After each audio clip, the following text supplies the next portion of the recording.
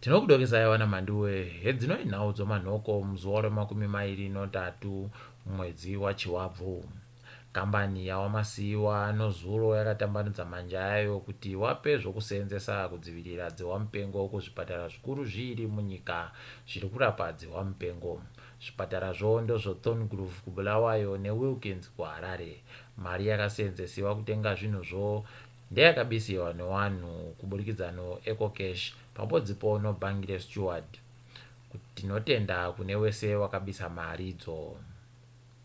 Tindori padzihwamupengopo, mutungamiri wenyika akatoonekana nowana chiremba wakabva kuChina wakauya masondo mairi adarika. Wana chiremba waribe kugara nguva refu sokuringiwa wanga wakaita nonyevanhu munyika. Kuenda kwavo kwakaitiwa chihwande-hwande, takazondonyepiwa kuti kwai waenda. Tinondoziva ba izvo wanga wanyatsofambira kuti zvii.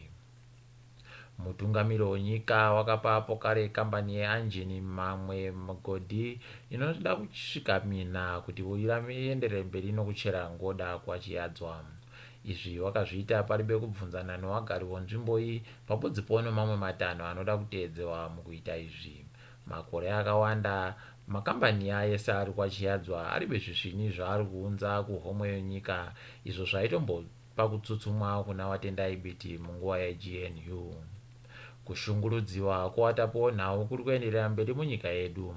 Nozuro kwakasungiwa watapo nhau wairi wanoseenzera makambani akazvimirira ega anoti Voice of America ne263 Chat, nokuti wakaenda komema nokureketa newasikana watatu weMDC Alliance wakange wambotsakatisiwa nohurumende musondo rapfuura. Hurumende iri kuhwanda nokuti wakapwanya mitemo yogumbiri, asi ndizvo baa zvakavasungirwa. Hurumende yedu yakakumbirapo kare kuti wanozvikona zvokuwaka chibika magetsi chozuwa wawanyepe.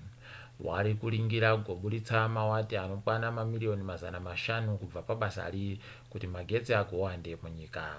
Iyo magetsi edu munyika atandapo kare kaunhu kawo kokare kokushanya nguva shoma-shoma muzuva rega-rega.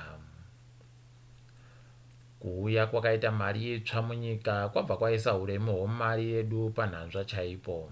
Mari yomunyika yakabva yagwa kubva pamadhora 40 kuenda pamadhora anoda kusvika 60 padhora ribodzi rekuAmerica zvanyasi.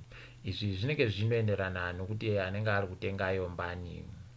Kuitaku kwabva kwasiya mari itsvayo iribe kana chisvini icho ichatenga. Heno kuti pachazobuda ye20 inenge ichiri kutenga chere kana kuti inenge yatogara kare. Toringatso pasi rese. Sachigaro bazi rokutekaidza sarudzo munyika yeMalawi asiya basa.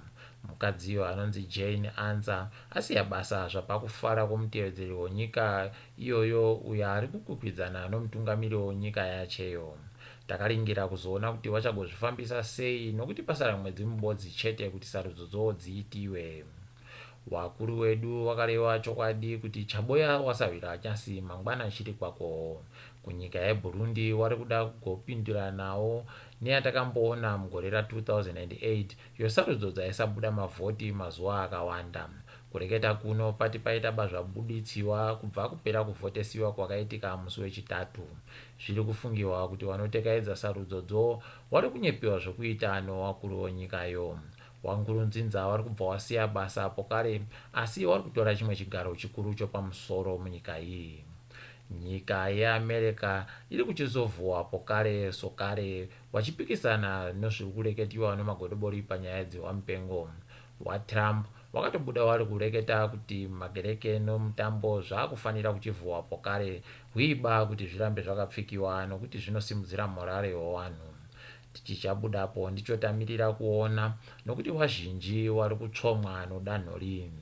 Naiwaya musena wanyasi wagoronginda mana Mhanduwe, ndini wenyu Mhanduwe wonawo.